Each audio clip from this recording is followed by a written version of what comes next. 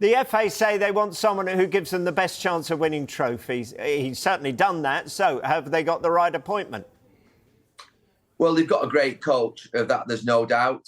Thomas Tuchel's got a proven track record. He's obviously as well proven that he can win big knockout matches. So I think from that point of view, the FA cannot be in any way criticised. They've probably got the best available coach in Europe and the world at this moment in time. So I think fitting that criteria, absolutely, they're spot on. I'm not sure it fits the criteria of St George's Park and the belief in English coaches and the actual growth in, I suppose, the English team's performance in this last 7 or 8 years, not just actually with the first team, but with the women's team and obviously with the youth teams as well, where St George's Park was going to be a hotbed of proving that English coaches could get back to the top in Europe, which is proving to be very, very difficult. It's difficult for English coaches to get the top jobs in the Premier League, and that's rightly so. We've got some of the best clubs in the world. But it's now obviously gone to an international manager, and it's not really about Thomas Tuchel. But there is an element of disappointment in my head, thinking about the fact that the FA have gone to an international coach. Yeah, OK. Let's pick up, because St George's Park is an interesting one, isn't it? Is it? So what I'm hearing you saying is not maybe the failing of St George's Park and the idea of providing that pathway. It's more that this is such a limited pool that managers go into, that there isn't the opportunities for them. Is that the way round it is, or is St George's Park failing? No, I mean, I think, look, I was a sceptic of St George's Park. I was actually with England under Roy Hodgson when we moved to St George's Park, and this idea of building a second Lilleshall, I was worried that whether it would succeed or not. But what you can't deny in this last sort of 5 or 10 years is the relative success of the England teams right the way through, from the youth teams to the women's team to the men's team getting to 2 finals, which has not happened for 50, 60 years. I mean, the difficulty for me and challenge is here that I was obviously very briefly with Fabio Capello as a coach, and obviously there was a lot with Sven-Göran Eriksson. I was supportive 20 odd years ago when they appointed Sven-Göran Eriksson, and said that I thought we needed to look outside and take the blinkers off and sort of open our eyes to international coaches coming from outside of England. But at the end of that, what would be 5, 6, 7, 8 year period, I came to the conclusion that the damage to English coaching was significant, and changed my mind at the end of my career, saying that I think that what needs to happen now is that if we're not going to promote English coaches actually in our own country, then we can't ask anybody to promote English coaching either in the Premier League or in sort of leagues around Europe. And it's been a real difficult challenge, I think, real difficult time for English coaches over a 15, 20 year period to try and gain some sort of traction and some sort of reputational success in Europe. I think Gareth in this last 6, 7 years, I think has basically restored an element of faith, not just in English coaching, but also in English players. And the technical ability of English players has improved enormously, I think, in the last 5 or 10 years. So I think what the FA have done, it doesn't seem like a strategic decision. It feels like, to me, a quite instinctive one off the back of what's happened in the last couple of weeks. Thomas Tuchel has been available for months. There was no need to appoint an interim of Lee Carsley if they wanted Thomas Tuchel months ago. So this, to me, smacks of it being quite a recent decision. I don't think Thomas Tuchel should be in any way, shape or form questioned in a difficult way this afternoon when he sits in the press conference, because I think that he's a great coach. He's taken a job with a group of talented players, and I think everybody in our country, including myself, will wish him all the best and hope we can get over the line and win a trophy. But I think there are some serious questions for the FA to answer in respect of English coaching. I do think that we are damaging ourselves, accepting that Thomas Tuchel is probably better, actually, than any of the other English candidates. But with the likes of Graham Potter that have managed in the sort of higher echelons of the Premier League, we've got Eddie Howe currently at Newcastle. I do think there are outstanding candidates that could have been appointed that were English. Interesting. You mentioned playing under Sven-Göran Eriksson and Fabio Capello. As a player, did it make any difference at all? No. I mean, let's be really clear. As a country, the Premier League, we benefited hugely from the international players and coaches that have come to our country. I think the league's the best in the world at the moment because of Pep Guardiola, Jurgen Klopp, Maurizio Pochettino, Jose Mourinho, and all those coaches we've had in the league in the last 6, 7, 8 years. It's outstanding, and I wouldn't change it for the world. It should be difficult for English coaches to get the top jobs in our country. But I think that my view is at this moment in time that, it's very difficult as an English coach. And I think the England team, it's really simple. There are people who just think, we're England and we should have an English coach. I don't think of it as sort of simply as that. I think of it purely from a point of view that I've worked under international coaches for England. I loved playing for England whilst I was working under Terry Venables, Glenn Hoddle, Steve McLaren, Kevin Keegan, and Sven-Göran Eriksson. So I didn't see any difference in terms of my passion for my country when I played under an international coach. But what I have seen in this last 15, 20 years is the reputational damage that English coaching has taken. We are in a rut when it comes to English coaching. English coaching is one of the least respected big nations in Europe when it comes to taking charge of a football team. Spanish, German, Italian coaches, Portuguese coaches are renowned for their styles of play, for their philosophy. We don't have a clear identity as an English nation of what we are anymore.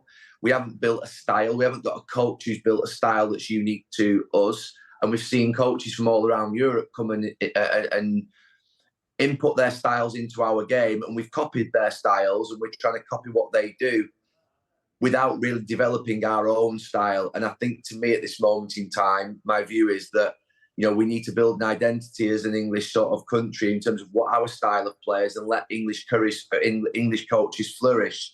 And St George's Park was set up to do that. The English philosophy of that time was to build English coaches and to try and get English coaches as high as possible in the world. And Gareth Southgate, I think, has done a great job. But we've chosen to go down a different route. And I think there are some difficult questions for the FA to answer. Yeah. I'm going to have a complete mix of metaphors here. You can't put the cart before the horse, and it's chicken and egg, isn't it? Because the English manager of the most Champions League games in charge of is Frank Lampard, I think. So there just isn't that experience. And Premier, you're a football club owner yourself. You should be given free choice in who you kind of employ as a manager. It's a really tricky one of how do you get them to get that experience when they haven't got that experience? Yeah, that's the thing. We can't, and I don't think we should be, as clubs, dictated to by nationality. We are absolutely an international league. We're a country that welcomes people from all around the world, and we want that to happen. We've had some of the greatest players of all time play in our country. We've got players in the Premier League now from all different parts of the world, and we've got coaches who are from all different parts of the world, and it's amazing. I wouldn't change any of that. We're talking here about the national team, though. We're not talking about actually the Premier League. If Gareth Southgate didn't have great experience at the highest level as a coach when he took the England job. He'd been with the 21s previously. He wasn't a very fashionable choice at the time, but he's taken England to semi-finals and finals over the last 3 or 4 tournaments and nearly got us over the line. So he's proven that without Champions League experience as a coach, that you can be successful in international football, and that's been proven with other countries as well. My only thing here is about the fact of where is English coaching going? Where are English coaches going to get the chance? And there is that very brutal, harsh look where you could say, well, if they're not good enough, they're not good enough. They have to basically get themselves better. But how do we get better? I think the part of that is believing in ourselves, having confidence in our own. And the FA, the English FA, have chosen to choose a coach from another country again, which they did obviously twice 10, 15 years ago, which wasn't successful at the time. And I thought we'd left that period behind and we would then promote English coaches in the future. So we'll see what happens. I know the English women's team have got a coach that isn't from England as well and had great success. I'm not jumping up and down here and saying that basically this is a disaster. What I'm saying is there's a little bit of disappointment here today in the sense of the fact that we've not appointed an English coach in charge of our national team. But we do have a great coach, someone who's proven around Europe and obviously also worked in the Premier League and won the Champions League with the Premier League club. Yeah. And I hear what you're saying, didn't work out badly for Spain last summer, did it, following that philosophy? But let's talk about Thomas Tuchel. You mentioned what he's won. So is he, for you, then ahead of the curve from where Sven and Fabio Capello were, because he's had that experience in the Premier League? I wouldn't say that. I mean, this is his first international job, which is very different. And to be fair, I wouldn't disrespect Sven-Göran Eriksson and his achievements. And Fabio Capello was one of the greatest coaches of all time. But Thomas Tuchel has worked at great clubs, Bayern Munich and PSG, Chelsea.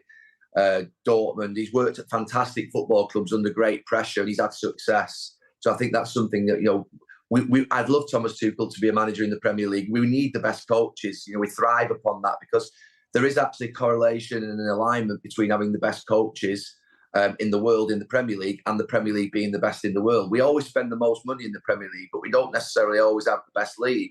I thought there were a few years ago, before Pep came, before Jurgen Klopp came, there was a real dip in quality. So since Thomas Tuchel and Pep Guardiola and Jurgen Klopp and Maurizio Pochettino have come to the Premier League, Antonio Conte and all these coaches in the last 7 or 8 years, I do believe our football's fantastic in this country.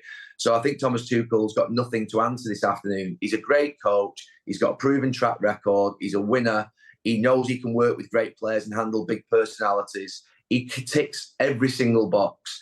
And to be fair, the FA will definitely push those credentials forward. You can't deny what Thomas Tuchel is. All I'm saying is that English coaching today is in a worse position than it was yesterday. Yeah, but in some ways, St George's Park has fulfilled one of its functions because England do have an incredible crop of young players right now, don't they? That's nothing to do with St George's Park. Do you think that's EPPP rather than St George's Park bringing them through the pathway in international football? Yeah, England didn't produce me as a football player. They didn't produce Jack Grealish either. They didn't produce Jude Bellingham. No, those players are produced by the clubs. And then they're enhanced, hopefully, by the international experience that they have. Like I was as an under 18-year-old winning the Euros in 1992 or whenever it was, when played with Sol Campbell and Robbie Fowler and others. It enhances your experiences, but it doesn't grow football players, St George's Park. What St George's Park should do is obviously harness the English teams, look after English football, promote English coaching, be a I suppose in some ways a factory for producing an identity and a philosophy that English coaches through the A licence and the Pro licence can basically go on and succeed and be one of the sort of world-class centre of excellence for coaches in this country, in Europe and the world. So that's for me what St George's Park is. It's not produced the England team that we see today. Yeah, and I hear your argument. EPPP was kind of the benchmark and what did they call it? The DNA for it. That was the trendy word at the time. I think it still is. But this, you played in what was called the Golden Generation, and you could put that tag on this team at the moment. With that, though, does that come too much pressure, excess pressure, and is there a sense that if they don't deliver the World Cup in 2 years' time, that they will be sort of consigned as another golden generation that didn't fulfil their potential? Is that harsh? Yeah, it's harsh. To be honest with you, I think the group of players that have played in the last few years and the coaching staff that have worked with them have been absolutely outstanding. They've given us a great thrill. Yeah, they personally will have regrets and they'll have disappointments. And I'm sure that Gareth and the players who played in those finals, just like I look back to Euro 96 and think about how we didn't get over the line, they'll look back themselves upon the disappointment. How could they have done it differently? That what could we have done sort of thought comes into your head when you lose football matches, particularly big ones like that. But what I can't do, having looked, I went to five tournaments as a player and 3 as a coach, and when it was never got to a final. It's hard work getting to a final for England because you're up against some of the best nations in Europe and the world who have also got damn good players and damn good coaches, and we should always remember that. So I wouldn't say Thomas Tuchel's got to win the World Cup or else this is a failure. These players have got to win a World Cup or else this is a failure. I would never apply that sort of pressure and logic. That's not logical. They're going to be up against some amazing teams from all around the world, and they're going to be travelling all over America, Canada, Mexico, I think, and that's going to be tough. And it's going to be conditions that we're going to find tough over there. So there's a big task in front of us to even sort of get to the semi-finals in this next tournament. I would say get to a semi-final is an amazing achievement. And then if you can get to a final, brilliant, and go and win it is obviously something like utopia for us. And it's not happened for a long time. But I don't think we should sit here and say just because Thomas Tuchel's coming now, the ambition should be to win it. But for me, as an ex-professional football player who played for England, knows how difficult it is to win tournaments and be in tournaments. I wouldn't place that pressure on them. Yeah, it was fascinating to hear Harry Kane yesterday before the announcement. You kind of got the feeling that maybe he knew what the announcement was going to be, which was interesting to see the way he diplomatically skirted it. But he was full of praise for Thomas Tuchel. He's sort of nurtured English players at Chelsea, Mason Mount, players like that. You don't get as much time, as you well know, on a training ground at international level. But is there that feeling that he can bring the best out of these players on the international stage? We're going to see. I mean, that's the great thing about this in the next 18 months. We're going to see how Thomas Tuchel handles international football, handles the group of players. They're a talented bunch. He's a great coach. So you would think it could be a marriage that's going to work.